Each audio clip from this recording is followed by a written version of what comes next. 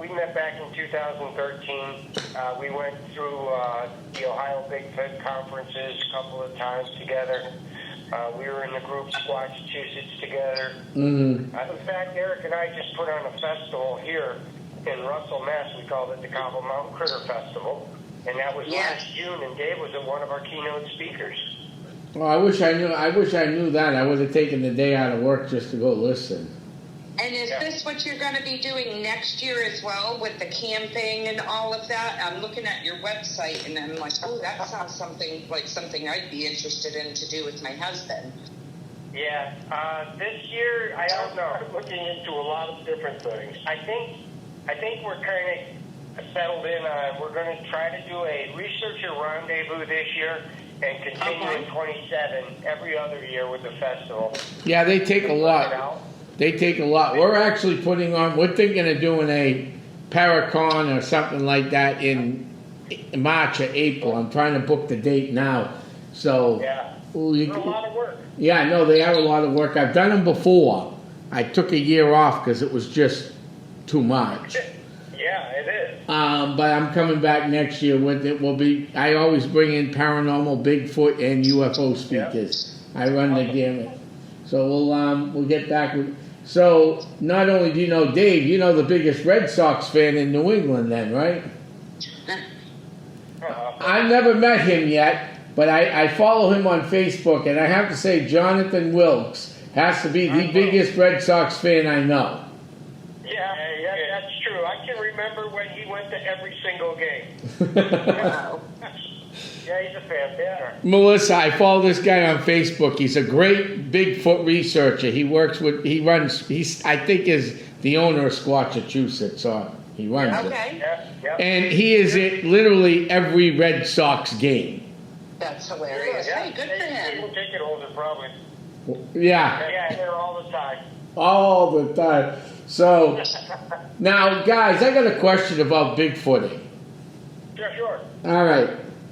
Some say these creatures are interdimensional. You know, because you'll get a report, and I've seen this on Unsolved Mysteries and other shows. I don't get a lot of Bigfoot reports. I get a few here and there, and that's about it, because I don't really do a lot with it. I'd send it off to Dave or you if it was something major. But nonetheless, you know, you hear about, I saw the Bigfoot around the top of that peak. When I got up there, it went around and disappeared. If it disappeared, it would have fallen down, 1,200, 1,500 feet. Any animal that falls is going to scream. Yeah. So, do you think these things are interdimensional creatures? Well, that's a great question.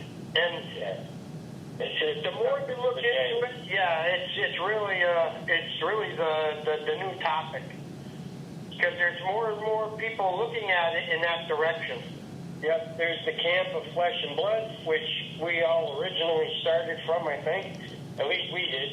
And then there's the woo, where the interdimensional and the paranormal and the Bigfoot start to have similarities, connections, things like that. And so, why when you see a Bigfoot that's 8.5, 9 feet tall, weighs almost 900 pounds, and only leaves one track. Right. Absolutely. Why isn't there 10 footprints behind it or something? But you're right. Only 1 or 2 tracks are found. And I mean, you got this monster creature standing there. You would think it would leave more than 1 or 2 tracks. Yeah. Absolutely. We're witness to it. Right, and we've been witness to where we see it, and then all of a sudden, here's an orb.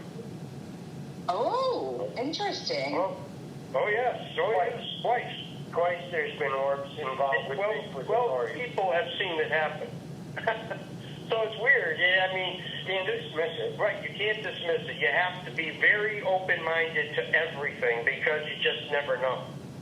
We believe that, I'm believing now it's flesh and blood while it's here, and when it gets scared or feels cornered or something like that, it can be gone. It can just disappear. turn into energy, and or They believe aliens have that technology to kind of go invisible, so why not? Yep. We had probably the last month and a half, we've had at least 5 different stories of people talking about a shimmering or cloaking Bigfoot. We just had it the other night at our library talk. Another person actually come up and said, "Oh yeah, that sounds like what happened to my mom back in the day." And what happened is that, we just did an investigation in Barre, Mass.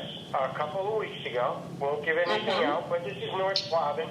After we had done a white Bigfoot investigation. Yeah. And so we were very interested in this meeting with this person. We meet with him, and he shows us some photos that are very, well, they look like Bigfoot sitting in a tree is what it looked like, for lack of better words. And you didn't have to look too creatively either. No, when you looked at those pictures, you knew what you were looking at. It looked like a Bigfoot sitting in a tree. It was, kind of dark and whatnot, but it's regardless. All of a sudden, he says it jumps down and crosses the trail in front of him. So he takes the picture of this thing, and then it jumps down, and he can see it parting the brush in front of him, crosses the trail in front of him, and then goes across through the brush in front of him and never sees it. Yep. All he sees is this shimmering, what was that show? Predator. That's how he kind of made it sound like. Yeah, and we just had somebody tell us that the other night too. Yeah, same thing. You know what's interesting? I just found this thing. It's put out, I'm assuming by Massachusetts. It says Map Squatch on it. Have you seen that? No, I haven't. No, I haven't. Okay, it shows Class A, Class B Bigfoot sightings in Massachusetts. They seem to go. What's the name of that again, Tom? Map Squatch. Okay. Mass, M-A-S-S? No, M-A-P, and then Squatch. Oh, gotcha. Squatch. Oh, all right. So he's probably doing some mapping Bigfoot and other oddities. There seems to be a spike. It goes only to 215, which is kind of sad. There seems to be a spike in Massachusetts at the same time of Bigfoot, Dogman, and UFO sightings. Interesting. Well, and does it give you a time of year? No, it's just a general. Interesting. Yeah. So at the peak of 215, there was 14, 15 it dropped. Sorry, 15 there was 145 UFO sightings.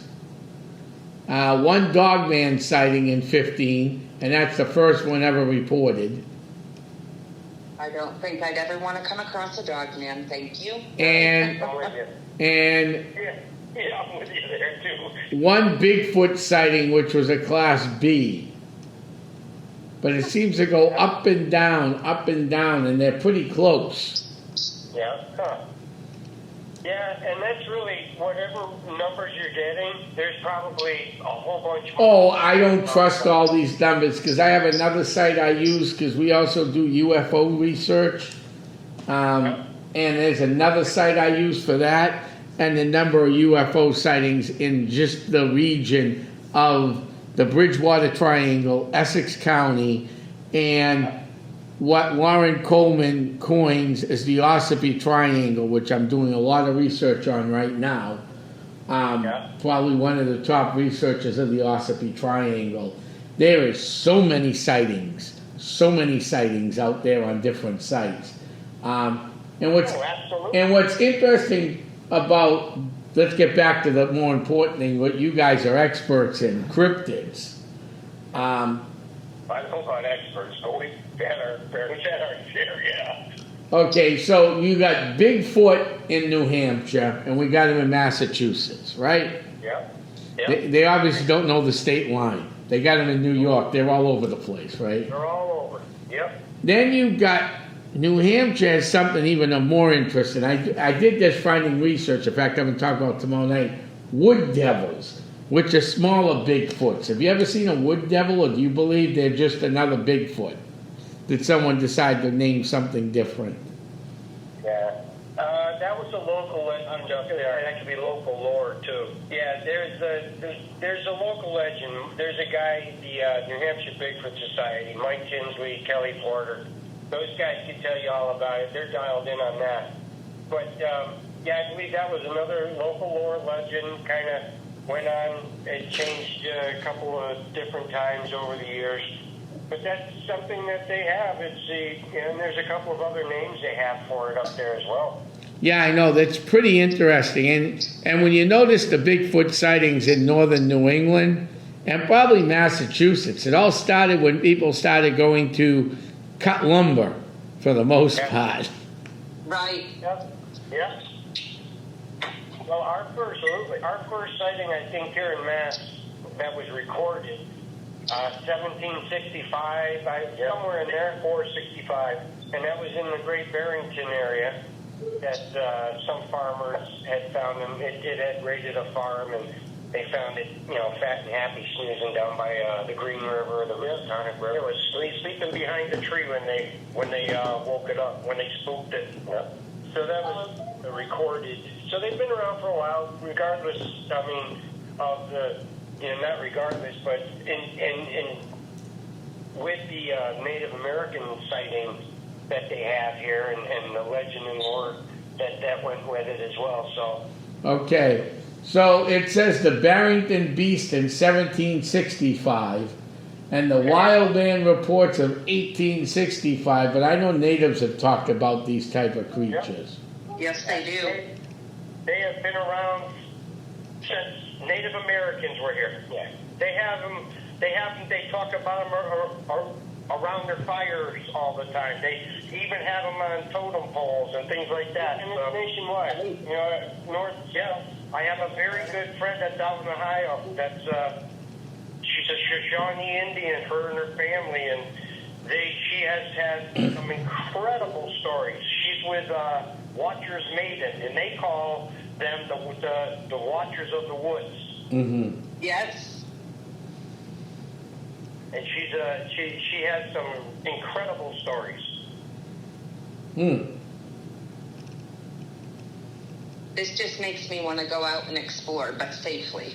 Now, Absolutely. now, guys. I got a little braveness in me, but not too much. Now, guys, let's talk about this a little bit, okay? Because everybody wants to go look for Bigfoot after listening to you guys, okay? Now, that's awesome, but we're coming into a New England winter season. Exactly. So, if it's 75 degrees out and you want to go out Bigfoot, I don't care if it's in Massachusetts or New Hampshire, you're out in the Berkshires, which are the mountains. You start off at 75 degrees, probably wearing shorts and a tank top, looking for Bigfoot isn't a bright idea this time of year, right? No, as soon as that sun moves out of your view, it's gonna drop. That temp is gonna drop so quick. No, you absolutely have to be prepared when you go out. Mm-hmm. And just for us, if we do a squatch ride here, ours can be three hours long. Yeah. Without hitting any big town or anything, and that's just staying on back roads. Mm-hmm. The current show, Expedition Bigfoot. I live out here in Russell, Mass, and to be honest, I only get 3 television stations. So I've actually never even watched it. I know of it. I know the people on it. But even, having said that, these people are good folks. They're doing legit research. And then there's an entertainment value to it. So when you see it kind of get wonky, there's an entertainment value. But I think the premise and the heart is there for real work. I know the guys on the Finding Bigfoot show, all those guys are legit, Mm-hmm. You say what they want about different people, and they can have their opinion. When they're good town hall meetings and things like that, those are real. Those are people that are in the audience telling you what has happened to them, their encounter. That's the real part of it. And that to me, that's the part that I'm looking forward to watching. Everything else is entertainment. Well, the only thing I will say, and I'm not going to mention the show, I mean, I've hunted in my life, and I was always taught when you point the gun make sure you know what you're pointing it at. Yep, first rule. Right. When these guys go out in the woods down south and they start shooting out in the middle of nowhere, you don't know what's out there. No, I know exactly what you're talking about, and you're absolutely correct. And there's an entertainment value there. Not that it's good or bad or indifferent. It's just, entertainment. Right. And like I said, everybody does a different kind of a research method. Doesn't have to make sense to you. It just has to make sense to the people that are trying it. And if their end result is, going to come to fruition, well then, because there's no quote unquote real way to investigate. You can go out there and not say a word, not make a noise. Other people will go out there and they'll holler and they'll do everything, Right. Or they'll bring machinery out and things like that. So it all depends on how you personally want to do it. Yes, a lot of folks go out and do a Native American vibe, and try to make this whole communication kind of there's a lot of different ways of doing it. Yeah, everybody has their own take on doing it. Experts? Nah. Yeah, no one's an expert. There's a bunch of opinions and there's a bunch of egos. Exactly. But, experts come with when they start talking from legit experience. When you can start talking from experiences, then you're at least talking within your realm of your experience and your expertise within what you've experienced. Doesn't mean it's a broad paintbrush. It just means I can tell you exactly what happened to us and what happened and what we think. That's it. Right. Well, that's the important thing. Now, guys, we're coming to the end of this great show. This was a very informational show. But how would people get a hold of you if they had a Bigfoot sighting and they wanted you to come look at it or investigate it? Go right to the Cobble Mountain Critter website.org, CobbleMountainCritterProject.org. It'll take you right to the website, and you can look for Critter Contact, and there's a Bigfoot report right there you can fill out. Literally, it's real simple, real easy. Name, email, and what happened. You can get as detailed as you want. And you can get us through the Vogel Brothers on Facebook, or you can get a hold of us, Tim and I, through Messenger or through our website, the Cobble Mountain Critter Facebook, and Instagram. So we're kind of in a whole bunch of different places. We're very easily accessible. Yeah, the Vogel Brothers, the Cobble Mountain Critter Project, or just ask around the Bigfoot neighborhood, they'll get you to us. Well, thank you very much. No, thank you guys. That was actually a very eye-opening experience, listen to this podcast tonight. Good. So I hope we answered a lot of the unknown questions. Yes, you did. Especially, we get a lot of people ask, when I do a library talk, they ask what's an ABC for EVP, and I can answer that, not a problem. Or an ABC for a photograph. But when you go with the reports that go ABC Bigfoot, you go, huh? So that was a big answer that a lot of our people have asked me, what is ABC? Well, that was particular to the BFRO. If you go down to, I think it's North American Wood Aid down in Texas, they have a completely different method of classifying their reports, and it's another great organization down there doing the same thing, boots on the ground investigating. And what we really need to do, we need to come up with a way so we can share information, so we can come up with identifiers, patterns, things like that nationally. There's a lot of groups that don't talk to each other, and investigators that just don't talk because of logistics. And that's one of the reasons why Eric and I are looking into doing this researcher rendezvous, at least starting in the Northeast, and having all these people get together and just share their experience, share their knowledge, and because, we don't necessarily have this database that gives you all these things of, This one was white. It was aggressive. It was a road crossing. It was at night. It was on the street. It was this. You know, there's only like the Bigfoot mapping project and some of these other projects do some of that, but locally it's nice to have this information. So Right. Absolutely. Our research. Well, that's how we handle research at Essex County, and same with the UFO thing. We're moving into 11 different states coming up, Yep. and we're trying to put together a central database and a database that we can all agree what an A, B, C, and D, or if you want to go further Yep. down the alphabet. Because when I go to one database for UFOs or paranormal, my A for my team might be different from the team right down the street. Forget 3 states down the road, 3 states away. Right. Exactly. And then you have a report like this. Now we've heard about Bigfoot for years. I had my own possible stuff years ago, but you hear this: Provincetown, Massachusetts was terrified by a Bigfoot, or they called it the Black Flash. Yeah. Then that was in the fall of '39.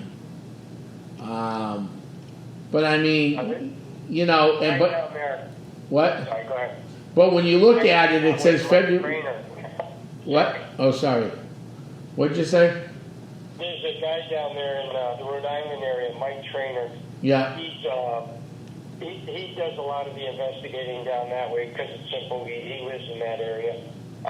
He also was a speaker at our festival, and this guy's got a lot of knowledge, local knowledge of Bigfoot, and not only the Bigfoot, but potential, the insights to habitat, how he's moving around, where he's eating, things like that. He approaches it more with a biologist approach. Right. So That's there's Mike Trainer, another good guy you might want to talk to. I probably will reach out to him too. I just wrote his name down. But you don't hear about too many physical assaults. So, when you're putting together Bigfoot research stuff, how many of these were physical assaults? How many of them were, in a year running across a road or peeked out behind a tree and then disappeared? Exactly.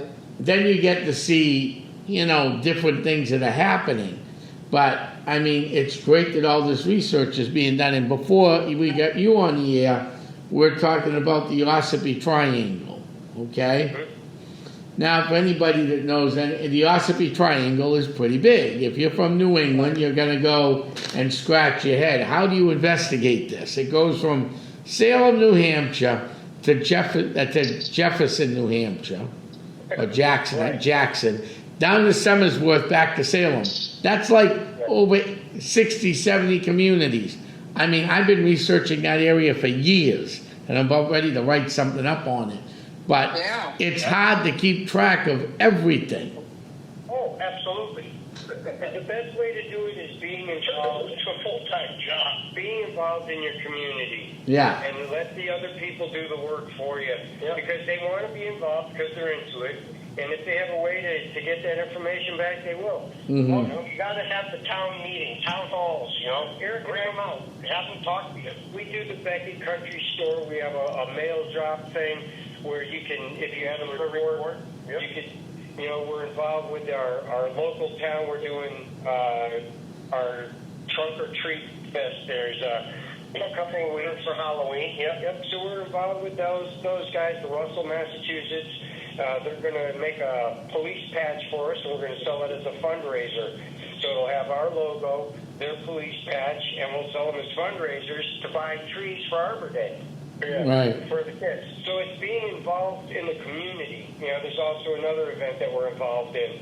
So we're involved with the community. People are talking about us, and that's how you get people to talk to you. You want to make that community bigger. You want more ears on the ground. They'll talk to you if they get comfortable with you. And now they just kind of go like, hey, it's the Bigfoot guy. Right. Well, guys, we'll have you back on again. We want to thank you for coming on the show. And Yes, thank you. thank you, guys. I want to thank everybody tuning in from all across the globe, the world, the big lake that's not too far from here, the Atlantic Ocean. I want to thank everybody for tuning in tonight. My name's Tom Spitalere, founder of Essex County Ghost Project. Melissa's been filling in for Bob for a bit now. So thank you, Melissa, as the co-host. Anytime. Thanks for having me. And I want to thank everybody who tuned in tonight. Have a good evening, and we'll talk soon. I'm heading back to my crypt. Good night. 3, 2, 1. Welcome to another edition of the Paranormal Zone. I'm your co-host, Tom Spitalere. Bob is out on assignment today. Melissa's in with us. We have a great show planned for you, but I just want to let you guys know we had a great weekend this past weekend, Saturday night at the old Stand Down Meeting House. We got some great pictures that night, some great, some real interesting photographs. So we had fun that night. Melissa, how did you like Stand Down? I absolutely loved it. That was the first time I ever had a spirit communicate and actually answer questions. Mm-hmm. And that it just amazes me every time, you know what I mean? Anytime you get confirmation or evidence like that, I find it so fascinating. Saturday was a great night. All right, so we had a great night Saturday night. This Saturday night, we will be back at Hilldale Cemetery in Haverhill, Massachusetts. So come on down for that fundraiser. And tomorrow night, we get this up by early tomorrow, we should be able to be at the Haverhill Public Library talking about northern cryptids in New Hampshire and New Hampshire New England paranormal sites. So that's what we'll be talking about tomorrow night at the Haverhill Public Library. And Thursday night, you have to sign up and register, but we'll be at Smollett Farms with the largest chamber in the world, the Merrimack Valley Chamber of Commerce. I'm going to be doing a paranormal talk at the chamber at Haunted Smollett Farms. So without further ado, I'd like to reintroduce, we had these guys on once, one of the brothers on, once before, the Vogel brothers from Western Massachusetts, the Cobble Mountain Critter Project. Now, I've heard of Bigfoot researchers before, but where'd you come up with the Cobble Mountain Critter Project? Well, it's actually very easy. It was a local legend around here in Massachusetts, right here in Western Mass. We live around the Cobble Mountain Reservoir, and there's a Cobble Mountain monster, and we called it the Cobble Mountain Critter instead. So we started a business that is focused on youth outdoor education. We use Bigfoot as a vehicle to promote youth outdoor ed, and that's how the business started. Oh, interesting. Yeah. So it's been local lore for years. Mm-hmm.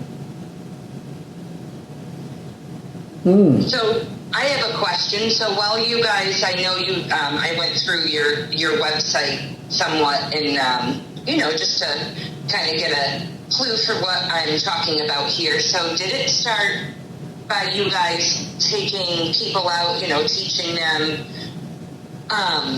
education in the woods, how to, making sure you have your compass and certain things to be safe, and then you just started noticing things, and then out of the ordinary, and that's how it turned into more Bigfoot research?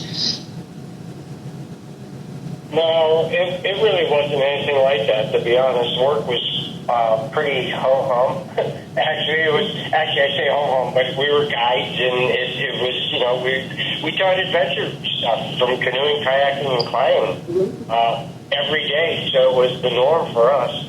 Right. So it wasn't really that. It was an experience back in 2013 that really got us down this rabbit hole. And granted, we had been running an outdoor education business for many years. We had a business called Tacoma Mountain Outdoors, and we used to do a lot of professional guiding. We were registered wilderness guides in the state of New York, and literally we got professional certifications on a professional level. So if you were a wilderness guide and you needed canoeing and kayaking and rock climbing and wilderness first aid, we would be one of the people you would come to for education and certification. That's what we did for a living. And so we really wasn't even thought about when we were doing this. Yeah, no, actually, we were doing trips, and during the summertime, kind of nonstop, every week we'd be bringing somebody up into the wilderness and up into the Adirondacks, up in the Floodwood St. Regis area. Yeah, it was all paddle and portage stuff. So you'd be gone, park your car, and you'd be gone and pick up your car a week later because you're paddling and portaging through different areas of the lake, whatnot. So you're deep in the backcountry. And we took school groups out, we took scout groups out, and we did 50-milers, or we would do a beat camp out with them. So back in 2013, Jim and I turned around and said, hey, what do you want to do for a vacation? So we turned around and said, we'll go camping. So off we went. We went camping, but we went when the schools were back in session. The colleges were back in session. So the Adirondacks wilderness kind of emptied out. Yeah, this is in September, midweek. People are at work, kids are in school, and that's why we figured it would be empty. Yeah, we figured, we dealt with people and the big crowds all year, every year.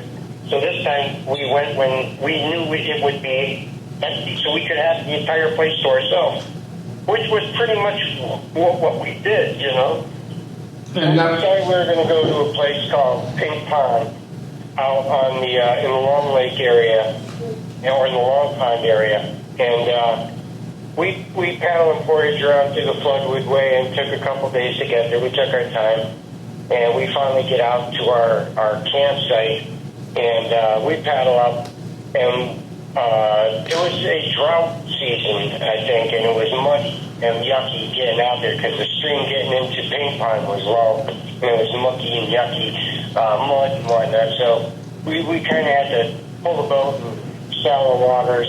We finally get out to this spot. We chose this spot because it had one designated New York State campsite, and in these areas, it's designated. And if you're not following the rules, the rangers will toss you out. And like I said, we were guides, licensed guides, and we weren't going to put our license on the line for screwing around.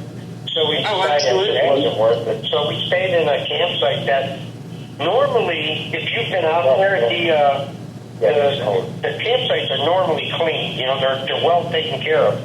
But this site looked like there were limbs and tree limbs and big ones. They looked like they were trying to hide that one site, and that's the one that we had gone into because it was basically the only one that left on that side of the pond. Yeah, very remote site. So we went in there, we kind of straightened it up so we could get in there, which it was odd to us, but we didn't think anything about it. There was nowhere else to go. Right, yeah, there was nowhere else. We just cleaned it up and went to bed. Yeah, well, went out fishing. Doing what? Yeah, we went out looking for dinner. And we were paddling back down the lake, and geez, it turned into a fishing story, really, because I was catching fish. Every third cast, I was catching 4 or 5 pound bass. Nice. I was fly fishing. Oh, yeah, I was fly fishing. I was having a great time. I just told Tim to keep paddling, So we paddled down the pond, or down this lake, until we got to this little stream. And then we were kind of paddling into the stream, and it was closing in. All of the limbs and stuff kind of weaved in, and I was in the front, and I was like, nah, I don't want to go in there just yet, So we looked like a cartoon. He's paddling one way, I'm paddling the other way, so we spun the canoe around, and Tim paddled through, and I stayed, the canoe was just far enough to where he could get up to this beaver dam. Yeah. So I got up to the beaver dam and I started fishing. Yeah. And, everything was fine up until I caught the fish. And I actually caught a fish first cast. And we're, throwing woolly buggers with a 5-weight fly rod. And this thing was, caught a smallmouth. And this thing jumps out of the water. It's breaking water and its tail dancing. And Next thing you know, these two trees start shaking like crazy. Just incredible shaking going on. And then roaring and yelling and screaming starts all at the same time, and all I do is catch a fish. That's all I did. I never let them fish anymore. Yeah. So we're sitting there, I pull the fish in, and I get it all the way back to, I got to take this thing off. Meanwhile, the trees are shaking like crazy. The trees and the roaring and the yelling or screaming, whatever it was doing, stopped this whole time. Yep. So we're sitting there for quite a little while listening to this thing, trying to figure out what it is. And it's, I don't know, maybe 75 yards, 50 yards away into the trees, and you couldn't really see anything except for the two trees that were shaking. And they were shaking like they were in a snow globe. Literally, the whole entire forest is quiet, and these two trees shaking like they're in a snow globe. Yeah. And there's roaring that's getting more aggressive and aggressive and aggressive. It was so loud and so deep that you could feel it in bouncing off your chest. It was like a bass at a concert. Yeah, like that guttural, and you feel it reverberate in your chest. Exactly. Yeah, exactly. You could tell when this thing went up in tone and down in tone. You could feel the tone value change in your body, and we're that far away, sitting in a canoe. So that's never had anything like this happen. We've been in this area for 15 years. Yeah, we've been guides up here forever. And all of a sudden, this thing is happening, and we're like, what is going on? We have never heard this before. And at this point now, stuff is coming out of the trees. It looks like it's either being thrown or coming out of the trees, and stuff is landing in the water. We're not really focused on that. We just see splashes and stuff, and we're listening. And now it got really, really aggressive. The sound got really loud, and we decided we were going to never stop. Right, yeah. No, it never stopped. But that's when we decided we were going to get out of there because we thought it was going to come out at us. And we finally went out in the lake. Yeah, we were halfway out in the lake, and as fast as it started, it stopped. Wow. No more noise, no nothing. The trees stopped shaking, everything. And Tim and I were just kind of sitting there, and we start paddling back towards our campsite, and all I said to him was, "Oh, man, we're on the same side." He goes, "Yep." It was only about 150, 200 yards away from where we were camping. Yeah, a couple hundred yards from all there. Crazy. Yeah, nowhere to run, nowhere to hide. Just go back to your campsite and, just I kind don't of think deal I with would have slept well that night. Yeah. Yeah, no, it was a very large campfire and very quiet. We didn't really talk about it because we don't know what happened. We didn't know how to explain what happened except for it was just too hard to rationalize. You couldn't put the sound with any type of animal, even a combination of animals. It was really different. And very, very scary, very deep, very forceful. Yeah, right, and when you're used to being in the woods, we know I know the noises the deer make, the moose make, or even the fisher cats. We're used to those noises. So when it's something you can't explain. Exactly. This was loud roaring, like a lion roaring with other growling and high tones and low tones.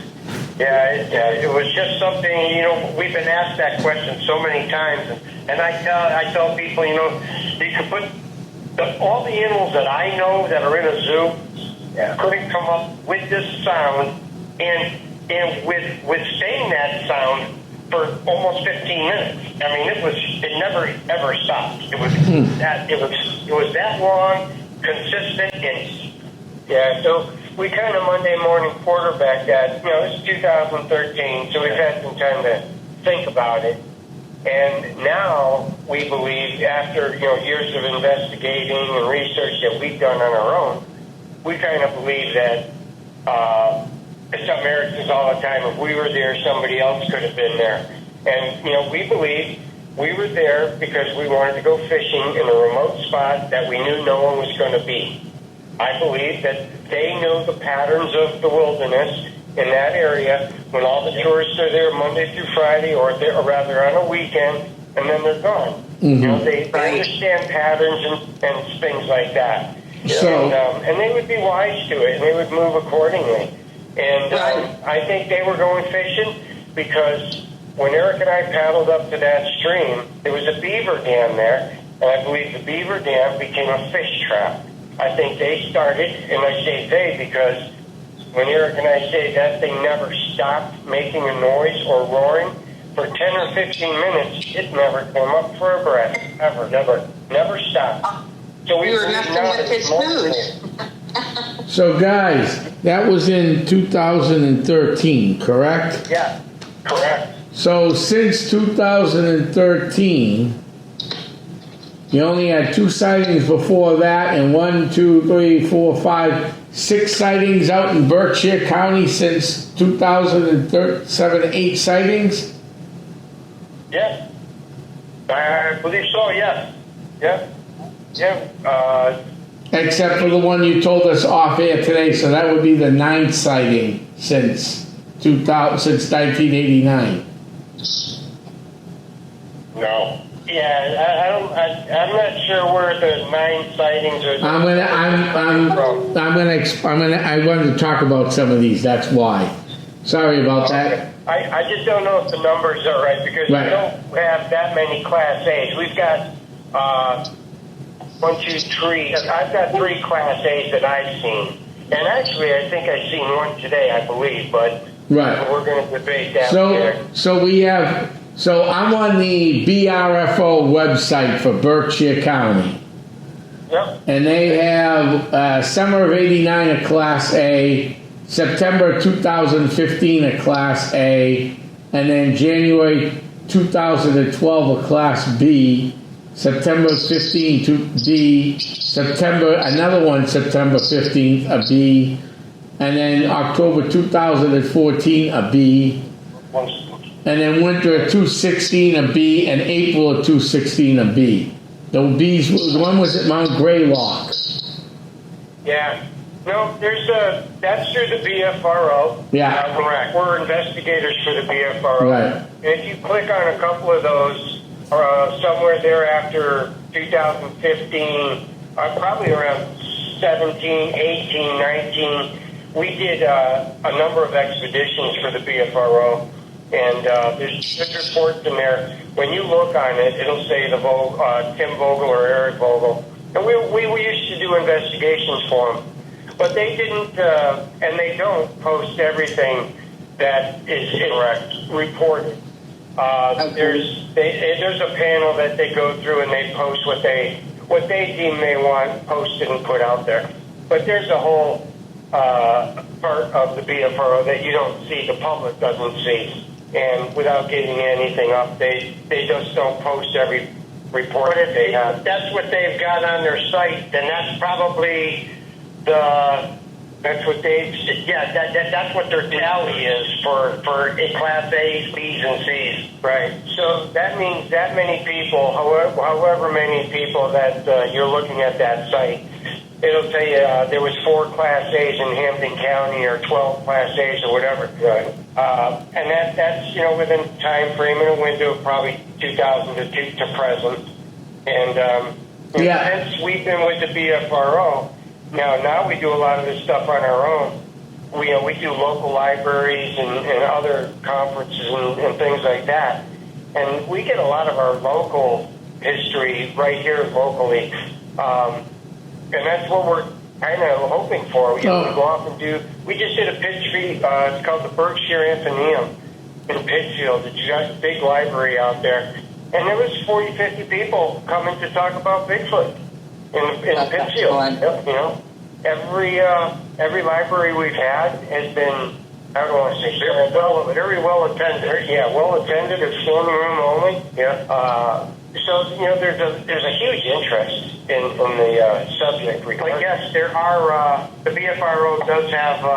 They break it down into different counties, and yes, there are a lot of Bigfoot here or a lot of sightings, I should say, in New England. Mm-hmm. Yeah, our sightings. Eric's got a Class A where he saw one 2015 and 2016 in Savoy State Forest. We got a couple in October Mountain State Forest. In fact, Cobble Mountain with other people, so guys. it isn't just us. guys, Yes. in September of 2000, night fishermen possible encounter Cobble Mountain Reservoir. Yes, yeah, Eric. Yes, I believe my name is on that one, isn't it? Let me look. Scroll down, you'll find investigator. Yeah. Contact at BFRO.net. What does it say investigator here? Oh, Eric Vogel, it is. Yes. Yeah, I remember that one. Well, thank you for verifying. It actually worked for the BFRO. Yeah, well, it did. But yeah, and that was one of the first couple that I got involved in. And that's how we learned about, a local legend, the Cobble Mountain Critter. And that's where it comes from, the Cobble Mountain Reservoir. So, yeah, Tim and I, if you look through the BFRO, we've done about five or six of those investigations. Yeah, between here and Northwest Connecticut, Vermont, we've done a number of them for them. May I ask what the difference is between a class A, B, and C? Is it pretty self-explanatory? Like A is the ultimate, like you see, you get a picture. Yeah, exactly. A is a visual, where the person, you actually saw it. You're looking at it according to the BFRO. Their set of standards, their metric for classifying. Right. So it's like on a scale of 1 to 10. They go A, B, and C, and A is a visual, and B is a knock or whistle, claps. It's hearsay. It's hearing it second and third hand. Yeah, that kind of stuff. Have you had things thrown at you? I've heard stories of other people out there saying that they've had rocks thrown at them or any type of objects. Has that happened to you guys? The initial in 2013, we had a lot of things thrown at us. But, more recently, probably 2019, we were up in Connecticut. Well, we were up in, I don't remember. And we talked to a friend of ours. He told us he had a Bigfoot encounter up there while him and his friend were fishing. Mm-hmm. So Tim and I decided to go out there. We took the canoe, we went out there, and we were fishing, and we came along the rock ledge. And you can tell when you have a big rock hit the water. You can tell by the way it gets sucked in. It goes thunk. Oh yeah, that thunking sound. Well, there were two good-sized thunks that hit that water, and it wasn't a little rock. It was definitely a big rock. Yeah, it was a rock that was thrown for sure. Wow! It was just out of the clear blue. Didn't see it. Came out of the woods, and you could see the splash. It wasn't a beaver tail, no, and it wasn't a little rock, because you literally could see it, you could see it when it hit the water. And the beaver tail is a slap. It's a slap. It's not rock going and through the water. Mm-hmm. Two different sounds completely. So anyway, that and a tree push there in October Mountain. Yep. Mm-hmm. And then a number of times we had down in Connecticut. That thing thrown at us, that was the one that we had it thrown at us. Really could see it. That was a rock that had, we'll probably get into the story at some point, but, specifically for things thrown, we had a rock thrown at us. We've had pebbles thrown at us. We've had little twigs thrown at us. Yep. And we have a small cast that I believe is juvenile. We believe it is a juvenile because it's in the same place that I had my Class A sighting. Mm-hmm. Oh, wow. We have a 17-inch track from there. That's a huge foot. So guys,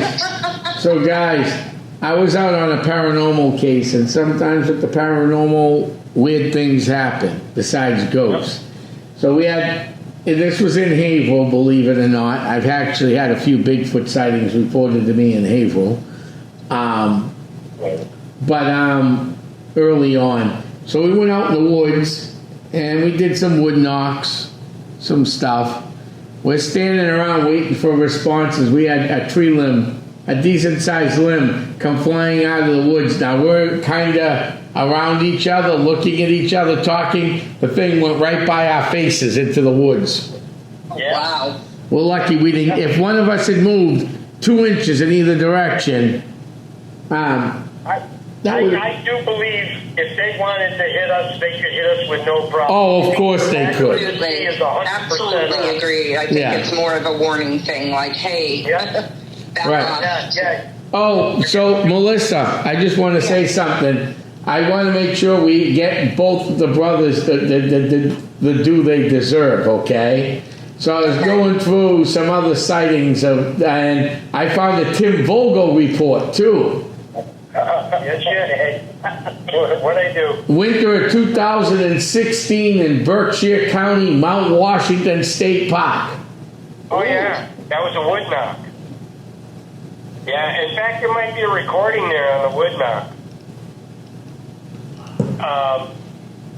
Yeah, this was I believe he was just camping. It was about 2 o'clock in the morning, something like that, late at night.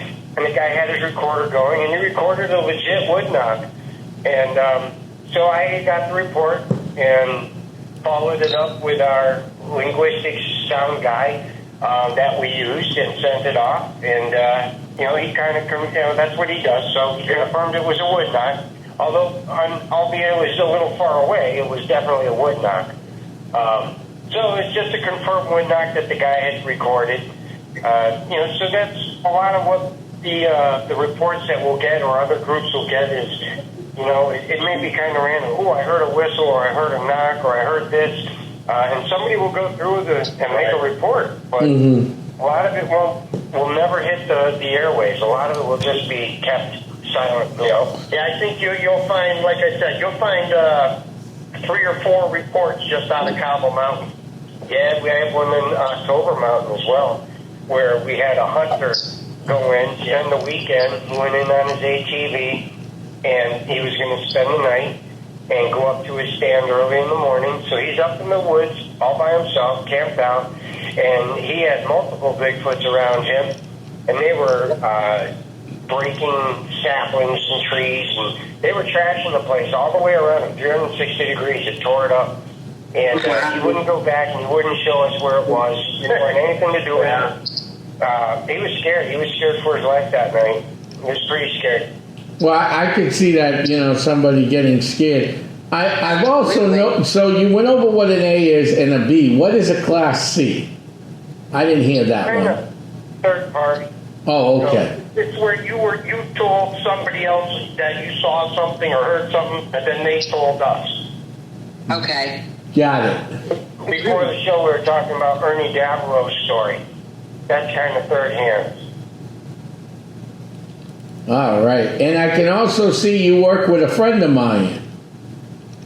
Who's that? Big Dave McCullough at Squatch. You can't just go out half-cocked and say, oh, we're going to go look for Bigfoot.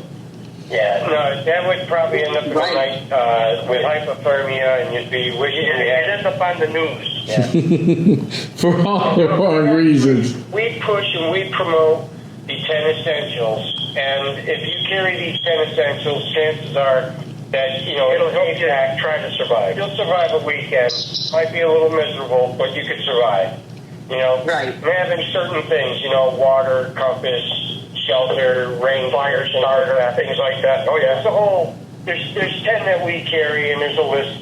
And you can go online and you can look up 10 essentials for backpacking, and different times of the year you'll be carrying different things. Different parts of the country you'll be carrying different items. Yeah, but it's still the 10 essentials when you go out. But when we go out and we're Bigfooting with a group, we're responsible for that group with our business, so we're covered with insurance. But we're also Wilderness First Aid certified, so that if something does happen, we can at least render first aid with competent care. Whether you want us to do that first aid or not is up to you. That's entirely your choice. Yeah, when you go into the backcountry, you should have skills, and you have to be prepared. Yeah, because you have to take care of yourself. It's the bottom line. The worst case is, the best case, leave a note at home telling people where you went. Yep. And don't deviate from your note. Right. Okay. And the other thing you got to watch out for while you're looking for Bigfoot, a lot of things have come back to Massachusetts, like, mountain lions and a few other things. Wolves. Wolves. Yeah. Oh yeah, you have to be aware of your surroundings all the time. Yes. There's mountain lions. I heard that there's still wolves out there that they have put out. We just saw one 2 weeks ago up in Freiburg, Maine. I couldn't believe it. Standing right in the middle of the road. I couldn't believe what I was seeing. Yeah. Yeah. He was huge. I saw one. Absolutely. So you have to be aware and conscious of where your surroundings are and what's going on, because they can come up on top of you in a heartbeat. Right. You know, in the state of Massachusetts, you hear these people that are talking, they're going to release wolves for mood control and management. I'm like, dude, who the hell wants a wolf out in Massachusetts where recreation is a multi-billion-dollar industry, and you're just going to invite, another predator into the midst to kind of keep people out of the woods, let alone Bigfoot. You start bringing in, talking about wolves and mountain lions, you're going to scare the bejesus out of some people, and those people aren't going into the woods. So you're impacting, a recreational industry just by saying those things. Yeah. If they come out and do that. So you just have to be prepared and be conscious of what's going on around you. Are they out there? Absolutely. Oh yeah. Mm-hmm. Are they out there? Absolutely. And all of those things. You're on the food chain. Yeah. Eric and I worked for the Appalachian Mountain Club, and we were going to work as ridge runners, working on the trail in Connecticut, and we had a mountain lion cross right in front of us, right in front of the car, 10 o'clock at night. We worked at night because it was cooler, it was a hot August day or something like that, 100 degrees, so we'd go in at night and walk. But we had one cross right in front of us. So, yes, they're absolutely here. Bears. Yes, they are. And the other thing you got to watch out now, I mean, they're not as aggressive as their sisters down in Florida, but people like, let's go for a walk out in the woods. Let's go down to the Ossipee Triangle. I get a call. Hey, can you come down the Bridgewater Triangle? We're going out, and I can't make it, or I can make it, depending on what the answer is. Then I tell them, watch out for rattlesnakes. Oh, we don't have any of them here. Oh, yes, we do. We have them here in Manchester, too, but right in Hooksett. Oh, yeah. That's why it's called the Eastern Diamondback. Right. They don't go, like Bigfoot, it doesn't cross state lines. Don't worry about it. No, it just keeps moving. So always have a backpack with some snacks, a flashlight, a good charged cell phone, a handheld radio if you can get one, because cell phones don't always work in the woods. Yep, absolutely. Those are that, and then a good knife or two. Yep. Rain gear, something that's complete. You're going to stay dry. You might be spending the night huddled up under a tree. Right. Gore-Tex rain gear. That rain gear can also be used as your tent. You know what I'm saying? You don't have it for shelter. That's your shelter. It's not only your rain gear; it's your shelter. Right. Wind, waterproof. Could be windy. Doesn't have to be raining. It could be windy. So it's having the equipment and knowing how to use it, and see if you can use it for more than just one purpose. So you're not carrying 100 pounds of equipment. Accidents happen, and it happens to the best of us. Right. And most of the times they're the dumbest accidents. Yeah.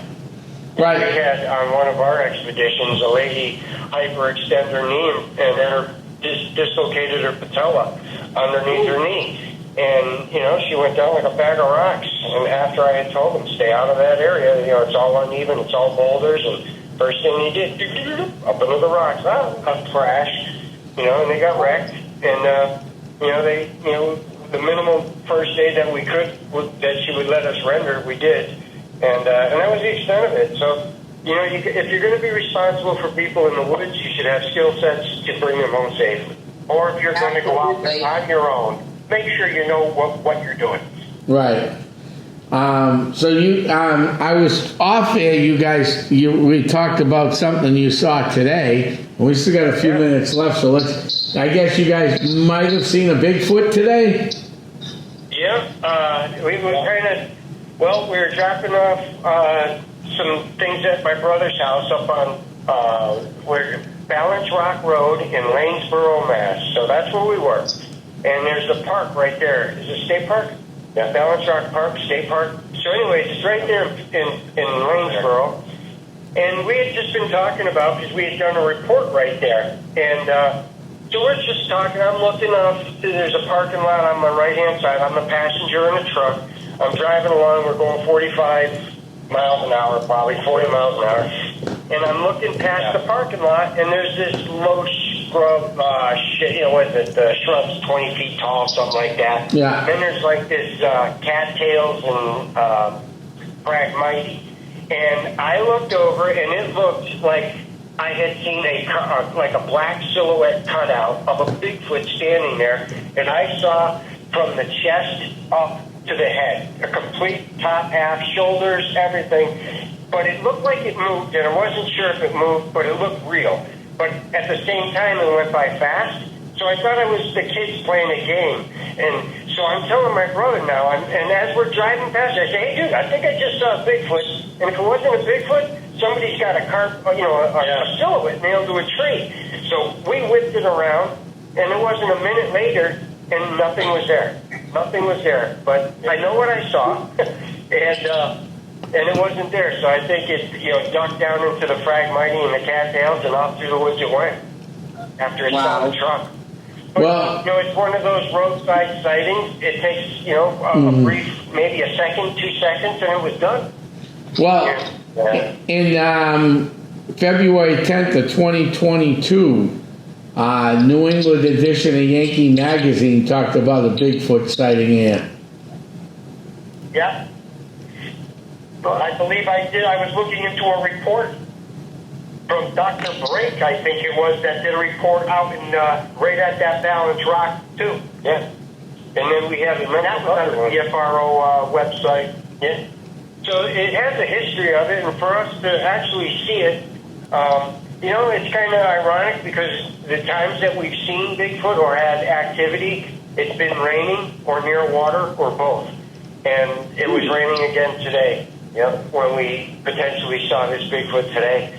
And that's, if you're listening, it's out there in Pittsfield, Lanesboro, Balance Rock, you'll say area.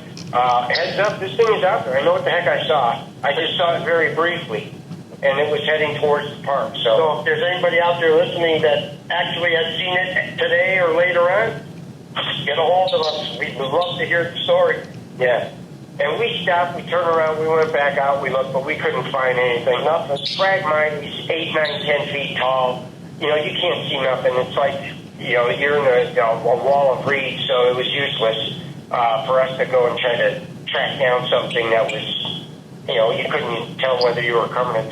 In other words, I guess we would have probably went in 50 yards and got lost. Yeah. Because you wouldn't know what it was. It's that tall and that big. Yeah. This looks like an interesting place just to go out to take a hike.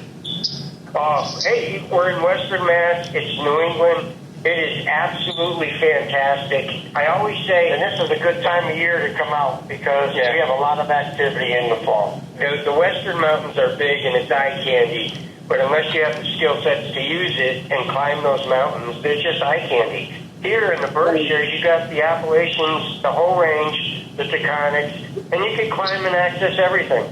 And it's some awesome stuff here. And not only that, out near Greenfield, which isn't too far from you guys, there used to be a great restaurant you could stop at too. I think it's still there. You come off the bridge on the Kings Road, the bridge that goes over the Connecticut River, that beautiful bridge they built. Yeah, the Bridge of Flowers. It's on the left-hand side. Yep. Yeah, still there. Yeah, I love that place. It's got all the old New England plates. It's got little windows that have the old clock. It's still there. It's still operable. Near the Bridge of Flowers. That's funny. Elburn Falls, I believe. I love that place.